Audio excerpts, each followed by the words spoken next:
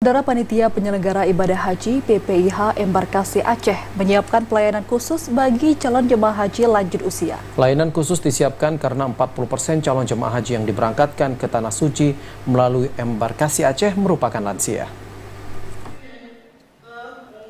Layanan khusus untuk jemaah haji tersebut sudah disiapkan sedemikian rupa baik tim kesehatan maupun obat-obatannya. Inspektur Jenderal Kementerian Agama Republik Indonesia Faisal Ali Hashim usai melepas calon jemaah haji Aceh di Asrama Haji Banda Aceh menyampaikan apresiasi kepada pemerintah Aceh yang memberikan perhatian penuh kepada para jemaah lansia. Dengan layanan khusus yang disiapkan tersebut, pihaknya mengimbau agar sesama jemaah dapat saling membantu, mengingat kemampuan petugas yang terbatas. Sementara itu, untuk tahun ini sesuai kebijakan dari Kementerian Agama, pemerintah telah mencanangkan pelaksanaan ibadah haji ramah lansia dengan menyediakan semua fasilitas dan prioritas bagi lansia. Dirinya juga meminta para petugas untuk bekerja dengan hati dan melayani jemaah dengan sungguh-sungguh.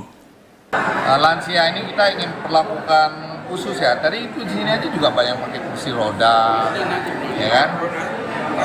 Nggak sanggup, ya jalannya juga